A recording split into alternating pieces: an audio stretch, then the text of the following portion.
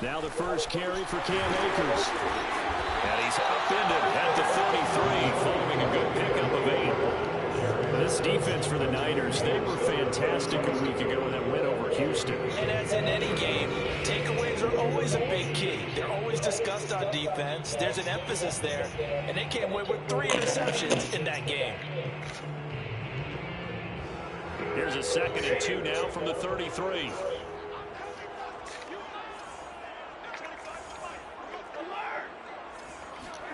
Now it's Stafford off the bootleg. Got a man open. It's Tyler Higbee. And able to rip off a big chunk of yardage before being dropped inside the 40. But give them credit for a good read right there because they read the man coverage on the right side and sent the tight end a few steps down the field and then angled him to the left on a crossing route. He was able to get enough separation on this play to turn it into a nice gain. They'll run on first down with Akers. And he can only manage to get a couple. 2nd and 8 coming up. Defensively here, you're facing a top 5 team in terms of points scored in the NFL. So when they're that high powered, you got to find a way to hold them under 20. Because to me, that's the magic number. 20-point score gives yourself you give yourself your best chance to get it. And down he goes. The 49ers get there. So now Stafford and the Rams after the sack. Now they're staring up at a 3rd and long. Now on 3rd and long, they'll look to throw. They'll get this complete to Cooper Kupp. Touchdown, LA! Cooper Kupp with a lucky number 13 touchdowns now on the year. And the Rams are going to take a first-quarter lead. Extra point by Gain is up and good. And that makes the score 7-0.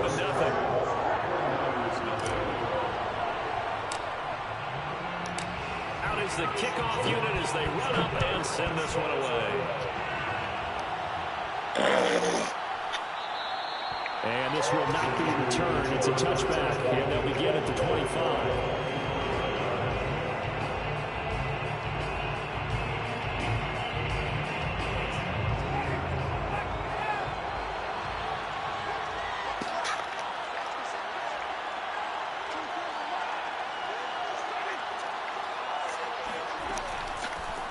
First carry now. This is Alvin Kamara. And he sneaks his way forward only for a couple here. 2nd down. Well done to sniff that out defensively. He had it diagnosed pretty quickly. I love that description because diagnosed is perfect on that one. Read his keys, made the play, and he couldn't even get going moving the football. From the 27, Winston. That's complete to his running back, Kamara. We'll see what kind of mindset they have here offensively after giving up the touchdown on the opening drive. And based on our time with them, prior to this game, I feel like they've got a good mindset going in. In fact, the discussion that we had with the coaching staff was, we may give up some points in this game, so our offense has to be ready each and every time to either equal or try and get us ahead and try and keep us ahead. This is their chance to respond to that first touchdown given up. I think defensively you're okay with that. Here in the first quarter, he's going to get some catches, but they rallied to him quickly. And that's what you count on, and I like what you just said. First quarter, can you do it all game long? They catch it, you tackle them, they go down on the spot. Because when you're able to do that, you don't give up big chunks of yardage after the catch. Now you put the offense in a position where every series they have to work hard to pick up first down, and you tend to stall them out when you do that.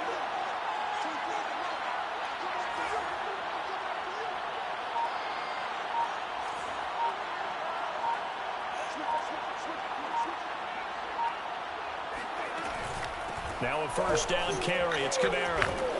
And he's taken down inside the 30. He was solid last week, over 100 yards in their victory on the ground. They want to get that going again. Absolutely. What they also understand is that from week to week, it's not necessarily the same, but they want it to be, right? When they saw it last week on the ground, they want to see in this game as well. Winston's throw pulled in by Kittle. They'll contain him to just 4. Second down.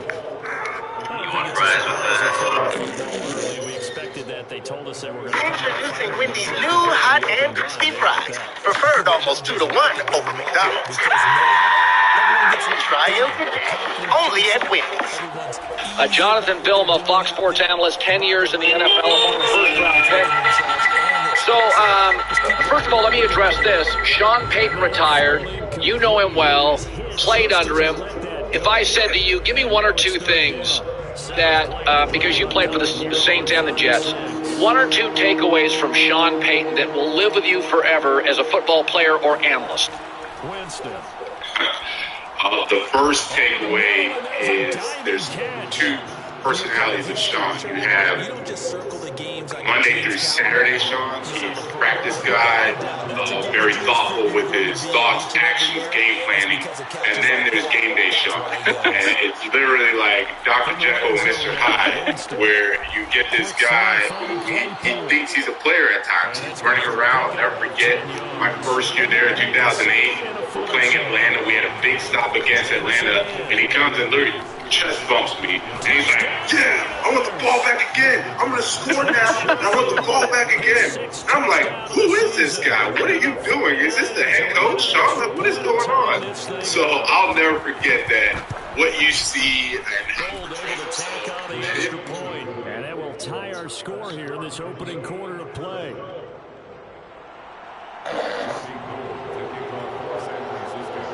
Each team's had it. Each team has scored. 7-7 here as the kick's away.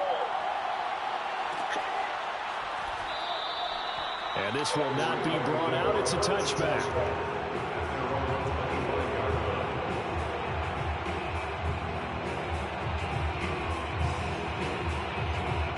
Set to begin their next drive. The a real Sean. And you have another very real Sean who is crazy. On Sunday, he thinks he's playing the game. So, you know, I'll never forget that about him, man. I'll also never forget how he loved promoting the competitive nature within practice. And he would just let us go. And that was probably the most fun I had as a player, not only competing against Drew Brees, but competing against Sean. And you would talk a little bit of trash, you would go back and forth. And that's how you want your head coach to be, where, you know, of course, it's coach-player relationship, and then there's that little gray area where you can have a lot of fun, a lot of success, and that's what ended up happening with Sean. So, you know, forever grateful for him. So glad that he traded for me, and then we had a ton of fun and success when I was there. Interesting, the Brian Flores situation. You actually had been to some Dolphin practices, and I've heard about Brian Flores. He is very focused, very, very intense. The feeling in Miami with Chris Greer, the GM, he wasn't terribly collaborative on the offensive coordinator side. But what did you witness when you did pre-production meetings with him or watched him on a Friday, his intensity? Because that's the little bit of the criticism is, man, he's intense. What did you see in the meetings? What did you see at practice? Well, at practice, I saw good, crisp practices. I saw a team that was clearly very focused, and you can see that there was precision. And we were just talking at the break, Colin, about what makes a good Friday practice, what doesn't make a good Friday practice, and the things that I noticed, and just from having my experience with the Saints and with the Jets, a good Friday practice was always crisp. The ball wasn't hitting the ground. There weren't turnovers. There weren't do-overs for running plays. I didn't see any of that happen. I also saw that the guys were communicating, especially defensively. The guys would communicate. That means that they know their assignment. Extra point by Gay is up and good. And that makes the score 14-7. The kickoff team on the field now as they will send this one away.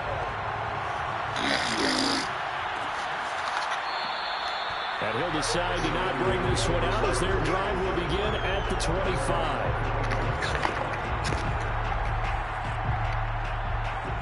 The 49er offense set to get this drive underway. They trail a one-score deficit, 14-7, as they come up 1st and 10. Into heavy traffic, and it's intercepted. Picked off at the 25. And he is going to bring this back inside the 20 to the 18-yard line. So from inside the 20, here's 1st and 10 at the 18.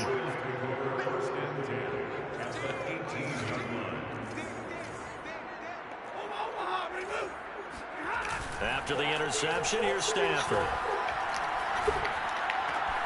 Open man right side is Kupp, complete. Touchdown! Cooper Kupp with his 14th touchdown of the year, 2nd of the game. And the Rams are able to strike quickly to add on to their lead. Extra point by Gain is up and good. And it's now 21-7.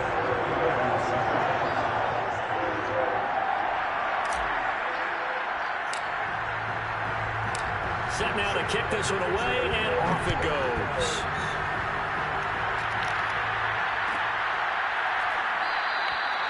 And there will not be a return here. It's a touchback, and it'll come out to the 25-yard line. The 49er offense set to get this drive underway. And last time, one play interception, so this offense, they should be fresh. So my students who are in my under players, some of this may kind of overlap because remember we just talking about how behavior and talking about really how equity and things are fair, and so you may see a lot of that content coming back in here. So let's look at, we're in chapter 2. Chapter 1 was just overview really about what they're supposed to be about. But now this is in chapter 2. 2 yards the loss, 2nd and 12. This is looking at health security and its historical overview. So let's just go ahead and look at the learning objective for today's course. The opening play of the drive So goes backwards. you Now should they'll come understand up the on role that the 2nd and culture 12. plays in health security. Listen key factors that influence the health status of various groups. Explain the current emerging resource concerns of demographics in the U.S. And they move Discuss this why the all the widest way health down to the status 9. gap between black and white people in the U.S. in the United States. So one of the questions, sorry about that. One of the questions that I would like to pose to you is, what is health disparity?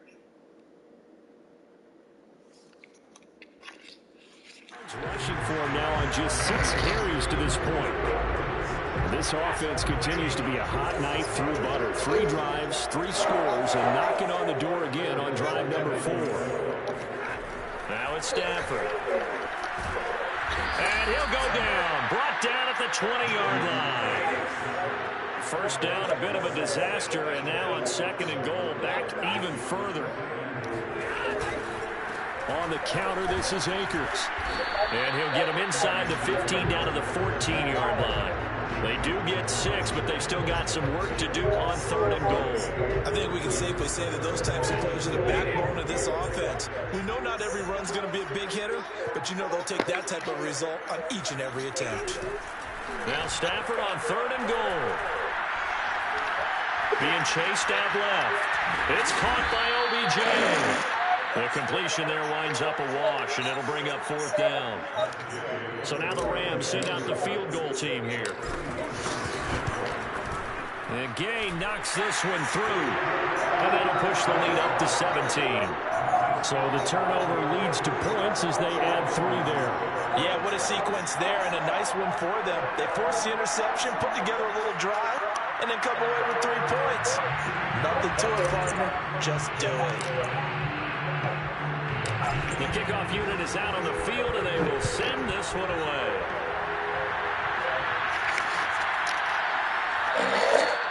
The return man down to a knee, and this will come out to the 25-yard line. The 49er offense set to get this drive underway. And last time wasn't pretty. One play and an interception. We'll see if they can do better. I want to see if they want to go and throw the ball again now on this drive after what happened on the last one. Throw it on the first play. Give the throwing back some confidence. See what happens. A loss of a full 3 yards, and now it's second down. From the gun, Winston. Out of the backfield, that's complete to Kamara. And he takes us beyond the 35 before going out of bounds. When you struggle on offense, you're looking for anything possible to get you going.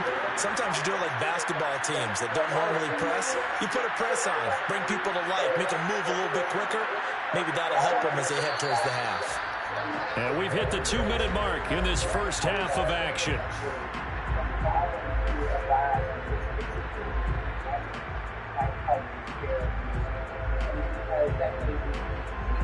Coming up at halftime, I'll go from one personality, that's you, Charles Davis, to another one in Orlando, the coach.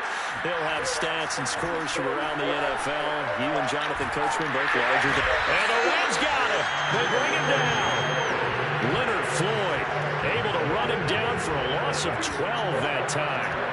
That huge loss on the sack makes this job much more difficult. It's now second down and 22 yards to go.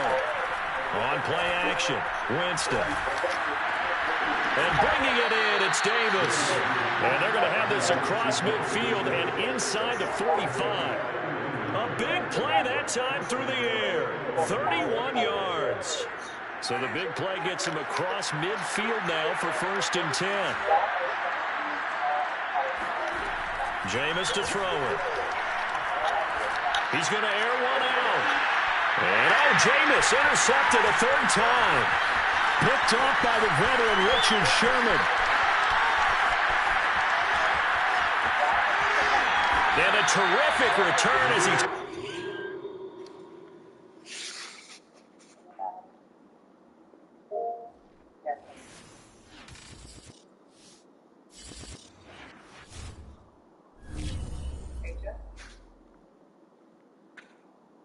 I'm sorry, I didn't realize that my mic wasn't on. But as far as the first one, socioeconomic status, that affects a lot of